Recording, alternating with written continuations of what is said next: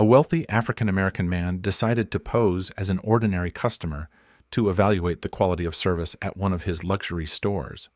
However, he found himself dismissed and treated with blatant disdain by the store's manager, who judged him solely based on his modest appearance, unaware that the man was, in fact, the owner of the store chain. The following day, everything changed. But what truly unfolded during their intense confrontation? Stay tuned. You won't believe what happens next. If you enjoy meaningful, thought-provoking stories, don't forget to click follow so you never miss out. Michael Carter stood silently at the corner of Fifth Avenue, blending into the bustling crowd of New York City. A crisp autumn breeze swept through the streets, tugging lightly at the hem of his plain black coat. He adjusted the brim of his baseball cap, pulling it lower to shadow his face, as his eyes fixated on the flow of customers entering and leaving the luxury store he owned. The towering building stood proud, its intricate design a testament to elegance, with the gold-lettered sign, Elegance, glinting above the grand glass doors. Customers streamed in and out, their shopping bags swinging rhythmically, offering glimpses of the opulent interior through large, sparkling windows. Taking a deep breath, Michael stepped forward and pushed open the heavy glass door. A delicate chime announced his arrival. Inside, he was greeted by a different world, gleaming marble floors, plush velvet chairs, and meticulously arranged display cases. The faint scent of expensive perfume lingered in the air, mingling with the gentle hum of jazz music. Michael had envisioned this space as a symbol of luxury paired with comfort, yet today he felt out of place. Dressed in dark jeans, sneakers, and a simple black coat, he bore little resemblance to the store's usual clientele. That was precisely his intention, to observe how his staff treated customers unburdened by the weight of fame or status. He had conducted similar experiments at his other stores, but this occasion held special significance. This was his hometown, a place he took immense pride in. Michael sauntered toward a display case of luxury watches, his gaze lingering on the finely crafted timepieces. He knew every piece in the collection, having personally curated them, but today he was merely another customer. From the corner of his eye, Michael spotted David Harlow, the franchise manager. David, in his mid-50s, sported thinning gray hair and a tailored suit that seemed just a touch too snug. He was engaged in conversation with a woman in a designer dress, his tone polished and his smile rehearsed to perfection. Yet, when David's eyes landed on Michael, the smile vanished, replaced by a slight frown of displeasure. Feigning oblivion, Michael picked up an elegant silver watch with a leather strap. He felt its weight in his palm, his discerning eyes inspecting its intricate craftsmanship. "Excuse me," Michael said gently. "Could you tell me more about this watch?" David approached slowly, his steps deliberate. His eyes scanned Michael's casual attire and baseball cap, his expression cold and tinged with contempt. "This," David began, his tone stiff and devoid of warmth, "is one of our limited edition models, very exclusive, perhaps not what you're looking for." "Oh." Michael maintained his polite smile. "Oh? And why not?" David's eyes narrowed slightly.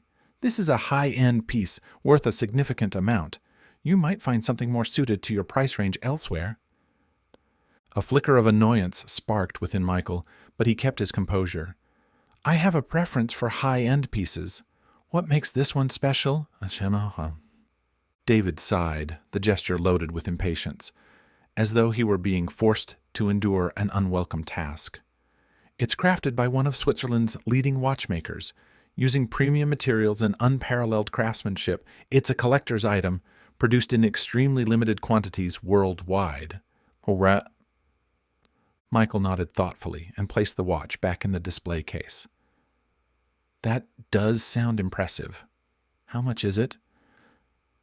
David hesitated, his eyes sweeping over Michael's face as though trying to determine whether he could afford the item.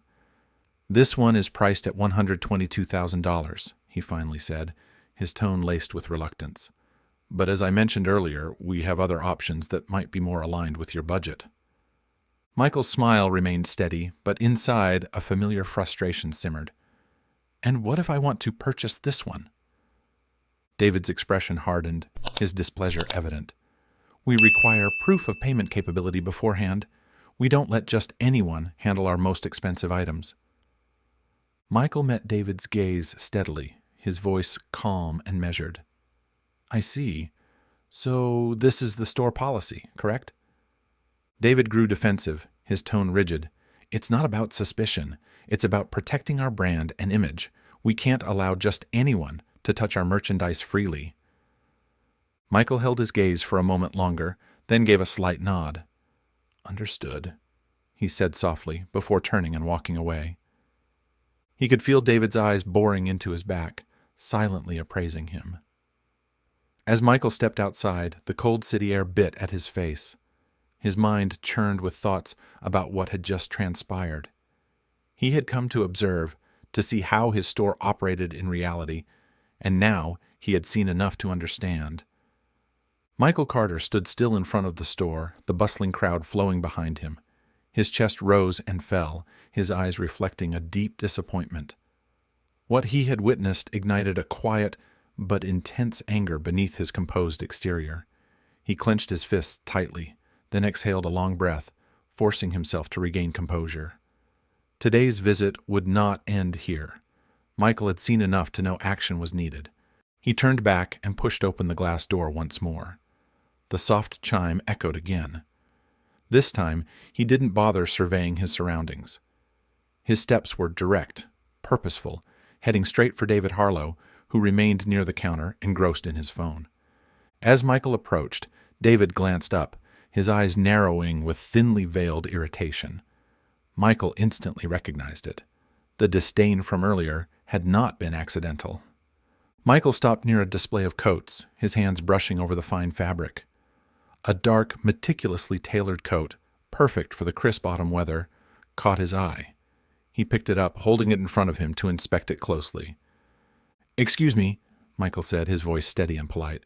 "Could you tell me more about this coat?" David looked up from his phone, his gaze flicking over the coat before settling on Michael's face. He hesitated for a few seconds, then pocketed his phone and stepped forward, the same insincere smile creeping back onto his face. "This is one of our premium pieces," David began, his tone as cold as it had been earlier. "Italian wool, handcrafted, part of the latest collection, very exclusive." Michael nodded, continuing to study the coat. "It's beautiful. What's the price?" David's smile tightened, his tone turning sharper. "This coat is priced at $2,500, he said, enunciating each word deliberately, as if addressing a child. "Items like this are reserved for our high-end clientele. Typically, we don't leave them within easy reach for just anyone to handle." Michael raised an eyebrow, though his voice remained calm. "I see. So some items are only available to select customers?" David's smile faded, replaced by a cold, stern look. "Our customers are well aware of what they can and cannot afford," he replied curtly. "We cater to a specific clientele, those who appreciate quality and have the means to purchase it." Michael carefully returned the coat to its rack, his movements slow and deliberate. He felt the anger building inside him, but forced himself to maintain control. "I do appreciate quality," Michael said evenly, "and I think I'm interested in this coat." David's eyes flashed with a mixture of irritation and doubt. He stepped closer, lowering his voice as if to make the conversation more private. "Listen," David said, his tone dripping with condescension. "I don't mean to offend, but perhaps you should consider looking at items more suited to your budget. No need to waste time on things beyond your means." Michael kept his gaze locked on David, his voice low but firm. "You have no idea what I'm capable of," he said, "and judging a customer's worth based on their appearance is bad business." David's expression grew more tense. He looked Michael up and down once more, as if reevaluating his initial impression. "We have an image to maintain," David said slowly, as though explaining to someone unfamiliar with the rules. "We can't let just anyone walk in and handle our most valuable items. It's about protecting the brand." Michael didn't flinch, his eyes now brimming with controlled fury. "Protecting the brand," Michael repeated, his tone icy. by judging others on their appearance. That's not how you build loyalty or respect." David crossed his arms, his posture stiff and defensive. "Our customers value exclusivity," he replied, his voice dripping with smugness. "They don't want just anyone walking in here and touching everything. It's about the experience, the environment. That's what sets us apart." Michael exhaled deeply, his gaze unwavering. "And you believe dismissing potential customers is part of that experience?" David shrugged, a faint smirk flickering across his face. "I think I know my customers better than you do," he said, his voice laced with condescension. "My job is to protect the integrity of this store." Michael didn't respond immediately. He took a moment to glance around the store, the meticulously arranged displays, the other customers who were now beginning to take notice of the tension. Finally, Michael turned back to David. "Thank you for your time," Michael said, his voice cold. "I believe I've seen enough." Without waiting for a response, Michael turned on his heel and walked away. The soft chime of the doorbell sounded as he exited, stepping back into the crisp city air. This time, he didn't linger by the sidewalk. His strides quickened, his mind racing with thoughts. What he had just experienced was unacceptable, not only as a businessman, but as a human being who believed in respect and dignity. His jaw clenched as David's condescending words echoed in his mind. This wasn't about a coat or a watch anymore. It was about the values Michael had built his company on, values that were clearly being disregarded in this store. As he walked, Michael's simmering anger hardened into determination. He knew this situation wouldn't end here. Michael Carter paused outside the store, his reflection staring back at him from the glass doors. Disappointment and anger swirled within him. Yesterday, he had been treated like just another customer, judged by his appearance, dismissed without a second thought. But today, Michael would return, not as a customer, but as the owner. And this time, things would change. Michael spent the night restless, David's words replaying in his mind, sharpening his resolve. He didn't just want to confront David, he wanted to understand if this behavior extended beyond him. If David treated him this way, how were other customers being treated? The next morning, dressed simply in jeans, sneakers, and the same black coat as before, Michael walked into the store again. The soft chime of the door broke the stillness of a quieter morning. Michael headed straight for the jewelry section, where the soft lighting made the diamond necklaces and bracelets shimmer. His eyes landed on a particularly exquisite necklace, its intricate design catching the light beautifully. At the same time, he noticed David standing at the back of the store, deep in conversation with Emily Harper, the assistant manager. Emily looked nervous, her fingers fidgeting with a pen on her clipboard, while David's expression remained cold and stern. Michael focused on the conversation, straining to catch snippets of their exchange. "Don't bother if he's a potential customer," David's voice carried low but firm. "We have standards to maintain. Keep an eye on him." Emily stole a quick glance at Michael, her expression betraying a flicker of unease before she quickly looked away, as though afraid of being caught. Michael pretended not to notice, his attention seemingly fixed on the necklace sparkling under the lights. He decided to try again. Catching the eye of a young sales associate, Michael signaled for her to come over. She approached hesitantly, her polite smile faltering under the weight of the tension in the room. "Good morning," Michael greeted her warmly, his tone friendly. "Could you tell me more about this necklace?" The associate cast a quick glance toward David, who was now glaring at her. She hesitated, then replied softly, "This is one of our signature pieces, crafted with premium diamonds and platinum. It's priced at $15,000. Michael nodded, his expression one of genuine interest. "It's beautiful," he said. "May I take a closer look?" Before the sales associate could respond, David appeared, his stern gaze fixed on her. "Is there a problem?" he asked, his tone directed at her, completely ignoring Michael. "No, there isn't," Michael replied calmly, meeting David's gaze directly. "I'd simply like to take a closer look at this necklace." David frowned, his irritation clear. "I don't think that's necessary," he said, his voice laced with disdain. As I mentioned yesterday, we have other items more suitable for you. Michael's tone remained steady, but the determination in his eyes was unmistakable. I'm interested in this necklace, he said firmly. I'd like to see it. David crossed his arms over his chest, impatience written all over his face. Our policy is to reserve our most valuable items for serious customers, he said, his voice cold. We can't allow just anyone to handle such expensive pieces. The slow-burning anger inside Michael began to rise. And what makes you think I'm not serious? He asked, his voice calm but steely. David gave him a once-over, a mocking smile playing on his lips. Experience, he replied coolly. I know who can afford what. That's my job, protecting the image of this store. Michael drew a deep breath, fighting to maintain his composure. And you protect that image by judging others based on their appearance? He asked, his voice sharp. By refusing service simply because you think they don't belong. David showed no signs of backing down. This isn't personal, he said. It's business. Our customers expect exclusivity, and I don't have time to waste on people who aren't real buyers. Michael stepped closer, his gaze piercing. And how many real customers have you turned away because of your assumptions? How many people have you insulted because they didn't fit your narrow idea of a customer? For a moment, David was at a loss for words, but he quickly recovered, his tone rigid. I run this store the way I see fit, and frankly, I don't owe you an explanation. Michael stared at him, his voice low and cutting. Perhaps you don't owe me an explanation, he said, but you will have to answer to someone. This kind of treatment isn't just bad business. It's wrong. A flicker of uncertainty crossed David's face before his composure returned. If you don't like how we operate here, he said with thinly veiled contempt, you're free to leave. I'm sure there are plenty of other stores that might suit you better. Michael held his gaze for a moment longer, then stepped back.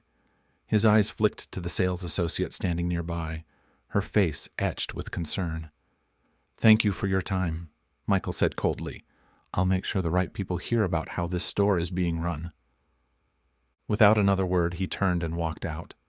The doorbell chimed as he left, its sound echoing through the space. This time, he didn't pause on the sidewalk. His strides were swift, his resolve hardening with every step. Michael knew this wasn't just about a necklace or David's attitude. What he had witnessed was systemic, a deeper problem festering in the very place he had built. Michael Carter walked down the bustling street, his expression contemplative, but his resolve growing stronger. He had hoped for a different outcome, a kinder experience, but what had transpired left him certain that change was necessary. And that change had to start at the very top. That night, he prepared meticulously for what had to be done. The next morning, instead of returning to the luxury store, Michael headed straight to the corporate headquarters, a sleek glass building in the heart of Midtown Manhattan. Inside, the atmosphere was one of quiet efficiency, the soft ringing of phones, employees moving with clear purpose, and the hum of productivity in the air. Michael entered the executive boardroom, a spacious area with a polished table stretching the length of the room and floor-to-ceiling windows offering sweeping views of the city. Sitting in the chair at the head of the table, his expression calm but his eyes determined, Michael prepared for the meeting he had called.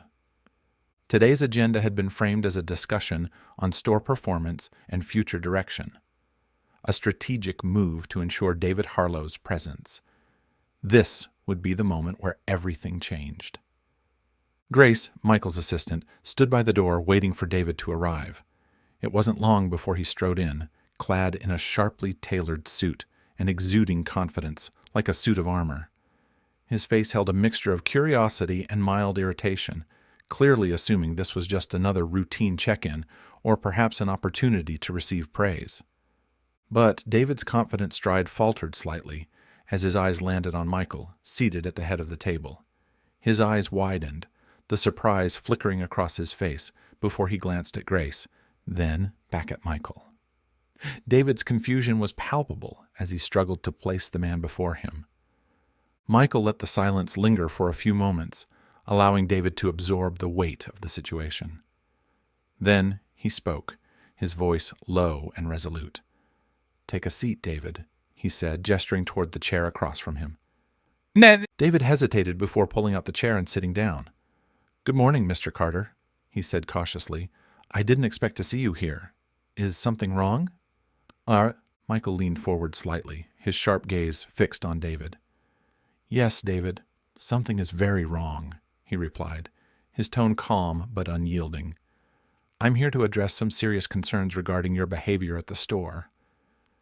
David's expression shifted from confused to defensive, though he tried to maintain his composure. "Concerns? I've been running the store the way I always have. Sales are up. The brand's image is strong. If there's an issue, I'm more than willing to address it." Michael's face remained impassive.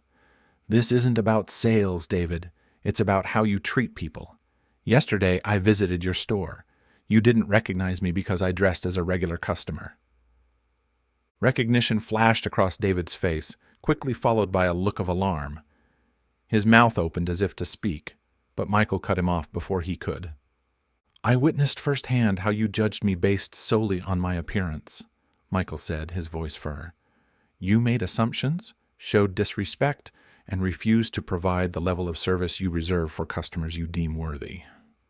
This isn't just about how you treated me, it's about how you treat anyone who doesn't fit your narrow idea of who deserves respect." David swallowed hard, his attempt at a response faltering. "Mr. Carter, I didn't know it was you. If I had known—" "That's exactly the problem," Michael interrupted, his tone icy. "You shouldn't need to know who someone is to treat them with basic respect. This company's brand is built on inclusivity and dignity. We don't just sell luxury, we offer value and a sense of belonging, and you've turned my store into the opposite." David shifted uncomfortably in his chair, leaning back as if to distance himself from the confrontation. "I was just trying to maintain the brand's image," he muttered, his voice quieter now. "Our customers expect a high-end environment, an exclusive clientele." Michael's tone hardened. "Our customers expect quality products and respectful service. Regardless of how they look or what they're wearing, they come to feel welcome, not to be judged. Your actions have undermined everything this brand stands for." David looked cornered, his confidence crumbling. "Mr. Carter, please. I can change. I understand now. I'll do better. I'll implement training programs, whatever you need." Michael shook his head slowly. "It's too late, David. This isn't something that can be fixed with training. This is a fundamental issue with how you view people, and I can't allow it to continue." His voice grew colder as he delivered the final blow. "Effective immediately, I am terminating your franchise agreement. You are no longer responsible for that store." David's eyes widened in shock. "You can't be serious. I've been with this company for years. I helped build the reputation of that store. You can't just cut me off like this." Michael rose from his seat, his eyes never leaving David. "I can, and I will. Your behavior has not only harmed the brand, but also violated everything we've built this company to represent. Security will escort you out. You will receive instructions on the termination process." David sat frozen for a moment, his face a mixture of disbelief and anger. He opened his mouth to argue, but the weight of Michael's authority silenced him. As Michael turned to leave, he paused for a moment, glancing back at David. His voice was steady, resolute. "This is more than business, David. It's about principles, and I won't let anyone compromise that." Michael walked out of the boardroom, leaving David behind, his once confident demeanor now shattered. For Michael, this wasn't just a confrontation. It was a necessary stand for the values that defined his company. David also rose to his feet, his face flushed with fury and frustration. "You're making a huge mistake. I'm the best manager this company has ever had. You'll regret this." Michael remained composed, his gaze steady and unwavering. "No, David. The mistake was allowing you to stay in a position where you could undermine the company's values. I won't regret ensuring that my store is managed by someone who truly understands what this brand stands for." David stared at Michael for a few seconds, his expression a mix of disbelief and rage, before turning abruptly and storming out of the room. His footsteps echoed down the hallway, fading as he left. Michael watched him leave, a sense of calm and resolve settling over him. Firing David wasn't just the right decision, it was a necessary step to protect the core values of the company, a place where every customer deserved to feel respected and valued. Turning to Grace, who had silently observed the entire exchange, Michael spoke with quiet authority. "Make sure David is escorted out and begin the transition process immediately." Grace nodded. "Yes, Mr. Carter, I'll take care of it."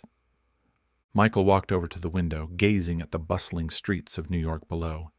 He knew this was just the beginning. There was still much work to be done, many changes to implement, to ensure every store in the system upheld the values he believed in. But today, he had taken a necessary step. The message was clear. Respect and integrity would always come first. And then the buzz of his phone on the table interrupted his thoughts. It was a message from Emily Harper, the assistant store manager, who had agreed to meet him at headquarters to discuss the store's future. Michael made his way down the hallway toward the conference room where Emily was waiting. As he entered, Emily quickly stood, her hands clasped tightly, as though trying to steady her nerves. Her brown hair was neatly pinned back, and she wore a simple blouse and an elegant skirt. In her eyes, Michael saw a mix of anxiety and hope. Offering her a reassuring smile, Michael gestured to the chair across from him. "Thank you for coming, Emily," he said. "I know these past few days must have been stressful." Emily nodded slightly, her hands twisting together in her lap. "Yes, Mr. Carter. There's been a lot of talk at the store about what happened with David. Everyone's worried about what's going to happen next." Michael sat across from her, his gaze both kind and resolute. "I understand, and that's why I wanted to speak with you. David's departure was necessary to protect the company's health, but I also know it's left a lot of uncertainty. I want to ensure the store is in trustworthy hands moving forward." Emily nodded again, a serious expression crossing her face. "I appreciate that, Mr. Carter. I've always done my best at the store, but honestly, it's been challenging at times. David, he had his way of doing things, and it didn't always align with what I believed was right." Michael studied her carefully. "I've seen how you handled yourself in the store, Emily. You maintained professionalism even when things got tense. That's why I'd like to offer you the position of interim manager for the store. You know the staff, you understand how the store operates, and most importantly, I believe you understand the values this brand represents." Emily's eyes widened, surprise and relief washing over her face. "Interim manager?" she repeated, her voice trembling with emotion. "Mr. Carter, I don't know what to say. I never thought I'd be given this opportunity." Michael smiled, his expression encouraging. "Say you'll accept it. Say you'll help me make the store a place that truly reflects the values we believe in. I need someone I can trust, someone who won't repeat the mistakes David made." Emily swallowed hard, blinking back the tears threatening to well up. "Thank you, Mr. Carter. I accept. I'll do my best to make sure the store represents everything you've built it to stand for." Michael extended his hand, and Emily shook it, firmly, determination etched across her face. "I know you will," he said. "Let's get started." In that moment, Michael felt a sense of hope. The road ahead would be long, but with people like Emily, he knew it was possible to rebuild the trust and integrity the brand had always promised. Emily's hands trembled slightly, but she nodded firmly. "Yes, Mr. Carter, I'll do it. I'll do everything I can to make the store what it's meant to be. I've always believed that every customer deserves respect, no matter how they look." Michael's expression softened, a trace of satisfaction visible on his face. "That's exactly what I wanted to hear. You'll have my full support, and together, we'll implement the necessary changes. I want you to feel confident in addressing any issues to ensure that every customer who walks into the store feels welcomed and valued." Emily exhaled deeply, as though a weight had been lifted off her shoulders. "Thank you, Mr. Carter. I've always cared about the store and the team, but I've never felt like I had the authority to make a difference before." Michael nodded, his gaze steady. "Now you have that authority. I'll make sure you have the resources you need. We'll start by retraining the entire staff, focusing on customer service and inclusivity. I want every person who enters the store, whether they're buying a $10,000 watch or just browsing, to feel like they belong. Emily sat up straighter, a newfound confidence beginning to show in her expression. I'll make it happen. I know the staff will respond well. They just need to feel that their efforts are recognized and that they're working in a positive environment. Michael leaned back in his chair, a rare sense of relief washing over him. Good. I'll check in regularly on the progress, but I trust you to manage everything at the store. Emily, the success of the store isn't just about profit. It's about building a community grounded in respect and inclusivity. Emily smiled, her shoulders visibly relaxing. I won't let you down, Mr. Carter. I'll make sure the store reflects the best values your brand stands for. Michael stood, extending his hand. I believe you will. Thank you for stepping up to take on this responsibility. I'm looking forward to seeing the positive changes you'll bring. Emily shook his hand firmly, determination gleaming in her eyes. Thank you, Mr. Carter. I won't let you down. As Emily left the meeting room, Michael stood still for a few moments, a sense of optimism filling his heart. The past few days had been challenging, but they had served as a catalyst for necessary change. He knew there was still much work to be done, many stores to visit, many managers to meet, but today, things were finally moving in the right direction. Returning to his office, Michael gazed out at the bustling city below. He thought about the people walking through his store every day, each carrying their own stories, dreams, and hopes. The brand he had built was rooted in the belief that everyone deserved to be treated with dignity, no matter who they were. Today, he had taken a decisive step to ensure that belief remained intact. As the sun dipped below the horizon, Michael felt a quiet sense of pride. He was not just a businessman. He was a leader, someone who bore the responsibility of using his position to drive meaningful change. With people like Emily stepping into new roles, he was confident that his stores would not only be places of luxury, but also places where everyone felt welcome. The very next day, Michael wasted no time in implementing changes at the store. He scheduled a meeting with the entire staff to discuss the new direction, reassuring them that despite the abrupt management shift, their jobs were secure and valued. He understood that stability and clear communication were key to transforming the store into a true reflection of the brand's values of inclusivity and respect. Michael's message was clear. This was more than a change in leadership. It was the beginning of a new chapter for the brand, one where respect and integrity would be at the forefront. The meeting took place in a modest yet elegant conference room at the company headquarters. The space was designed to feel more welcoming than the imposing room where Michael had confronted David days earlier. Employees filed in one by one, their faces a mix of curiosity and apprehension. Standing at the front with Michael was Emily Harper, holding a clipboard in her hands, her demeanor noticeably more confident than the day before. Michael rose to his feet, his steady gaze sweeping across the room. His voice was warm, yet firm as he began. Thank you all for being here today. I know the past few days have been difficult, and I want to be transparent with you about what's happening. David Harlow is no longer with the company. This decision was necessary to bring our store operations back in line with the values that our brand stands for. A ripple of murmurs spread through the room. Michael could see the questions in their eyes, concerns about their future and the store. He continued, his tone reassuring as he made eye contact with each person. I want to be clear, your positions are not in jeopardy. We value all the hard work you've put in. However, we will be making some changes to ensure that this store becomes a place where every customer feels welcome, regardless of who they are or how they look. This isn't just about selling products, it's about building relationships and treating every person who walks through our doors with respect. Emily stepped forward, her voice steady and confident. As interim manager, I will be leading the team in this effort. We'll be focusing on customer service training, and I'll be working closely with each of you to ensure everyone understands what's expected. This isn't about criticizing anyone. It's about growing together and improving the way we engage with our customers. A young employee named Ethan raised his hand. "What exactly will this training cover? And how long will it take?" he asked. Michael nodded and gestured for Emily to respond. "The training program will cover everything from how to greet customers to handling sensitive situations," she explained.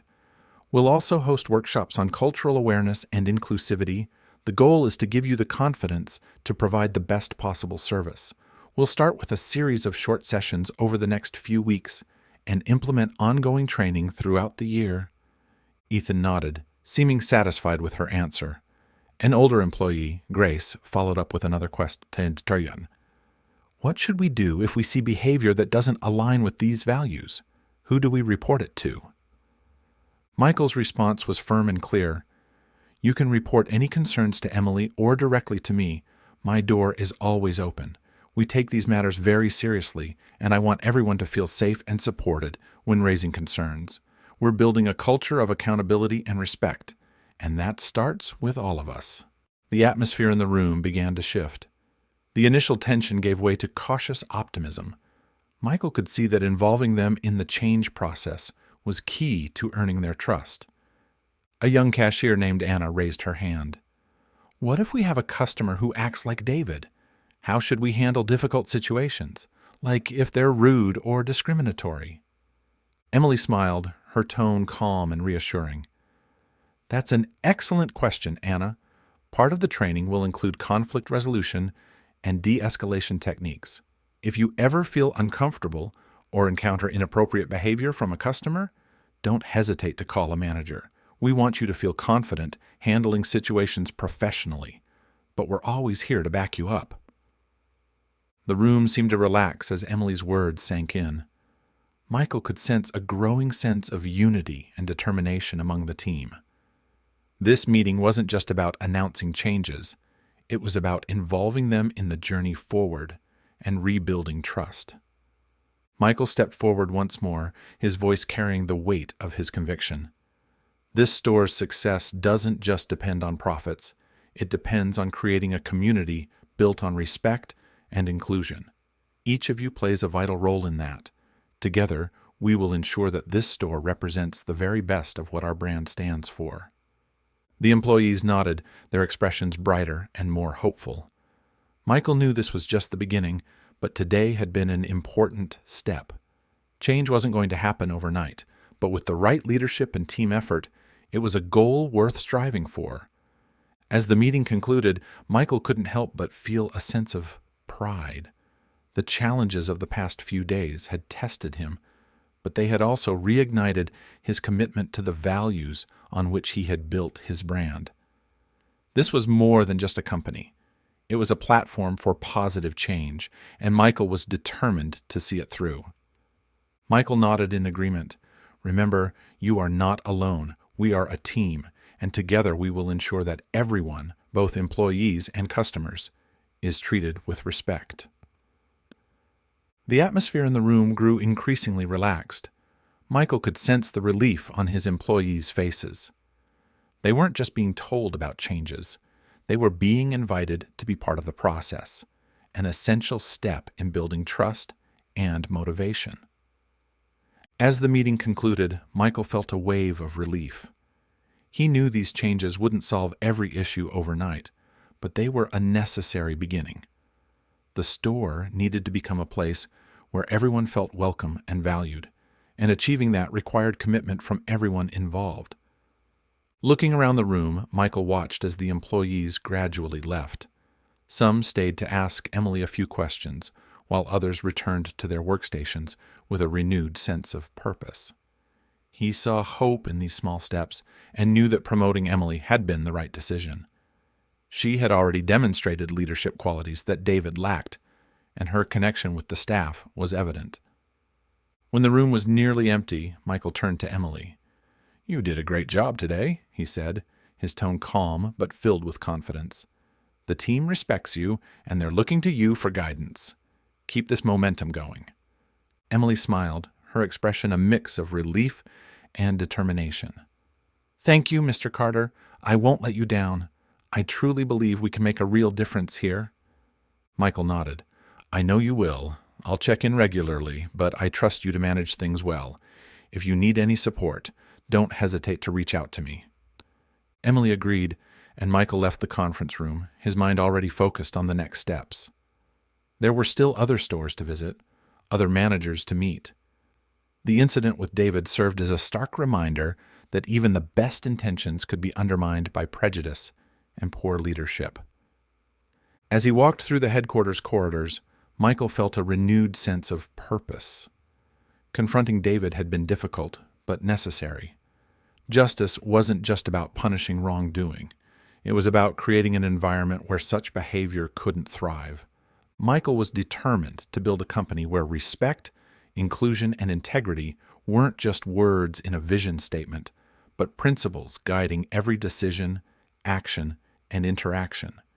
He knew challenges lay ahead, but with leaders like Emily stepping up, he was confident they could create meaningful, lasting change. In the days that followed, the atmosphere in the store changed noticeably. Employees were more enthusiastic, customers were warmly welcomed, and a sense of harmony radiated through the space. Emily had implemented the training sessions effectively, and the staff responded positively, eager to contribute to building an inclusive and respectful environment. Today, Michael decided to pay a surprise visit to check on the store's progress. The familiar chime of the doorbell rang as he stepped inside, and almost immediately, Ethan, a sales associate, approached him with a bright smile. "Good morning, Mr. Carter," Ethan said warmly, extending his hand. "It's great to see you." "Good morning, Ethan," Michael replied, shaking his hand. "How are things going?" Ethan nodded enthusiastically. "Really well, sir. The training sessions have been incredibly helpful, and Emily is doing an amazing job. The whole team feels more connected, and we're all on the same page about how to treat our customers." Michael smiled, clearly pleased. "That's exactly what I wanted to hear. Keep up the great work. I'm proud of how you've all handled this transition." As Michael walked further into the store, he noticed the warmth with which customers were greeted, the attentiveness of the staff, and the overall positive atmosphere. It was a stark contrast to the environment he had witnessed under David's management. Satisfaction coursed through him. His vision was finally coming to life. Michael's unannounced visit reaffirmed his belief in the changes they were making. Employees were not just adapting, they were thriving under the new leadership. Customers, too, seemed to notice the difference, engaging more comfortably with the staff. For Michael, this wasn't just about fixing a store. It was about setting a standard, proving that a luxury brand could also be a beacon of respect and inclusion. Watching his team embrace these values filled him with a quiet pride and a renewed determination to continue driving this change across every store. Today he had seen the impact of his decisions, and with every positive interaction, every genuine smile exchanged, Michael knew that they were not just building a brand. They were creating a community where everyone felt they belonged. At the back of the store, Michael noticed Emily speaking with a customer. She glanced up, saw him, and quickly excused herself to approach him. "Mr. Carter, it's so good to see you," Emily said, her face lighting up with a warm smile. "It's good to see you too, Emily," Michael replied. "I just wanted to stop by to check on things. It seems you've been doing an excellent job." Emily's face glowed with pride. "Thank you, Mr. Carter. The team has been incredible. They've embraced the changes, and we've been getting positive feedback from customers. I think we're moving in the right direction." Michael nodded, his satisfaction evident. "I agree. You've turned things around so quickly, and I couldn't be more pleased with the progress. I'm always here to support you whenever you need it." Their conversation was interrupted by the soft chime of the door. Michael turned and saw David Harlow entering the store. His suit no longer carried its usual sharpness, and his face bore the signs of exhaustion and anxiety. His eyes scanned the store until they landed on Michael and Emily. Michael's expression momentarily hardened, but he maintained his composure, Seeing David again, especially after their last encounter, was unexpected. David slowly approached them, his steps heavy and his confidence visibly shaken. "Mr. Carter," David began, his voice almost pleading, "I know I'm probably the last person you want to see, but I need to speak with you. Please, give me a moment." Michael kept his expression neutral, glancing briefly at Emily, who looked surprised, but said nothing. Turning back to David, Michael replied coolly, "Very well, David, you have a moment. What is it you want to say?" David took a deep breath, his shoulders sagging as he spoke. "I'm here to apologize, Mr. Carter. I know I was wrong. I've had time to reflect on my behavior, and I realize now that I made serious mistakes. I unfairly judged others." He hesitated, his voice cracking slightly. "I let my biases cloud my judgment and my work. I'm deeply sorry, Mr. Carter, truly sorry." His voice grew hoarse as he looked at Michael with desperate eyes, as though clinging to a last shred of hope. Michael stood still, his face unreadable as he listened in silence. David drew another shaky breath, his voice trembling with despair. "I've been with the company for years," he continued. "I care deeply about the brand, about the store. Please give me another chance. I can change. I will change. I'll run the store the way you want. I'm willing to do anything." Michael remained quiet, letting David's words hang in the air. Memories flashed through his mind of the times David likely treated customers unfairly, judging them based solely on appearances, just as he had done to Michael himself. This sudden change of heart felt more like desperation than genuine remorse. Finally, Michael spoke, his voice steady and firm. "I acknowledge your apology, David, but this isn't just about a single mistake. It's about a pattern of behavior, a mindset that's been evident for years. What I witnessed at the store wasn't a momentary lapse. It was the result of deeply ingrained attitudes that are completely at odds with our values." David's face fell, his eyes reflecting a mix of disappointment and despair. "Mr. Carter, please," he pleaded. "I can learn. I can change. Please, let me return to the store. I'll prove myself to you." Michael shook his head slowly, his words extinguishing the last glimmer of hope in David's eyes. "The decision has been made, David. The store is thriving under Emily's leadership, and the team has responded positively to the changes. I cannot risk undoing all the progress we've made. My responsibility is to the company and to every customer who walks through those doors. Allowing you to return would undermine everything we've worked so hard to build." David's shoulders slumped, and the light in his eyes faded. He bowed his head, his voice barely a whisper. "I understand. I just thought, maybe—" Michael said nothing, watching as David turned and slowly walked away, his steps heavy with resignation. The chime of the door sounded softly as he exited, the sound lingering in the air like an echo of the finality of their exchange. Michael turned back to Emily, who was watching him quietly. "I'm sorry you had to witness that," he said, his voice calm but resolute. Emily shook her head. "It's all right, Mr. Carter. I think it was important, for all of us." Michael nodded, his gaze steady. "What we're building here isn't easy. It takes commitment, and it takes people who truly believe in our values. You are one of those people, Emily. Keep leading the way, and we'll continue to move forward." As Emily returned to her work, Michael stood for a moment, reflecting. The encounter with David had been a stark reminder of the challenges they faced, but it also reaffirmed the necessity of staying true to the principles that defined the brand. Walking through the store, Michael observed the changes. Staff engaging warmly with customers, a renewed sense of energy in the air. He felt a quiet pride knowing that the store was becoming what he had always envisioned, a place where everyone, regardless of who they were, felt respected and valued. Today had solidified one thing in Michael's mind. Progress was possible, but only with the right people and the right values guiding the way. Michael's tone softened, and a hint of compassion crossed his face. "Richard, I hope you use this as an opportunity for reflection and growth. This isn't about punishment. It's about ensuring the right people are in the right positions to uphold the values of this brand. I wish you all the best in the future, but you will not have another chance at this store." David gave a slight nod, his eyes fixed on the floor. "Thank you for your time, Mr. Carter," he said hoarsely. Without another word, he turned and walked away, his heavy footsteps echoing in the quiet space. Michael stood still, watching David's figure fade into the distance. A mix of pity and resolve swelled in his chest. David's apology had come too late. The harm he caused extended beyond a few disrespected customers. It struck at the very heart of the brand's core values. Michael knew he couldn't risk a second chance. Beside him, Emily stood silently, her expression one of relief. "Thank you for not letting him come back," she said softly. "I think the staff would have been very concerned if that happened." Michael nodded, his gaze firm yet gentle. "I made this decision for the good of the store and the people who work here. You've done an excellent job, Emily. Keep it up. We're building something special, and I trust in your leadership." Emily smiled, her eyes gleaming with pride and determination.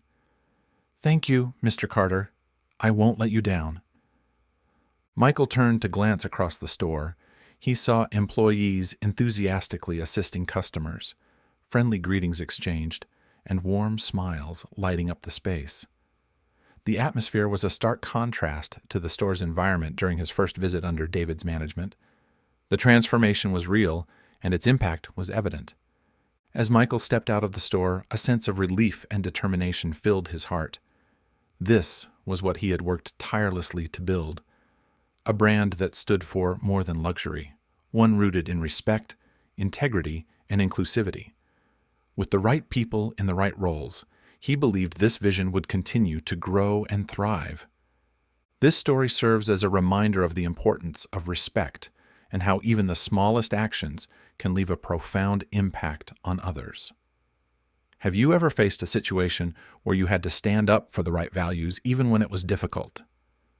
If you were in Michael's position, how would you have handled it? Share your thoughts in the comments. Your perspective can inspire others and contribute to spreading these meaningful values within our community. If you found this story impactful, don't hesitate to share it with your friends and loved ones. Together, we can amplify the message of respect, inclusion, and professionalism. Thank you for reading and supporting this journey. Let's take action together to build a society where everyone feels welcomed and valued. Wishing you joy and good health always.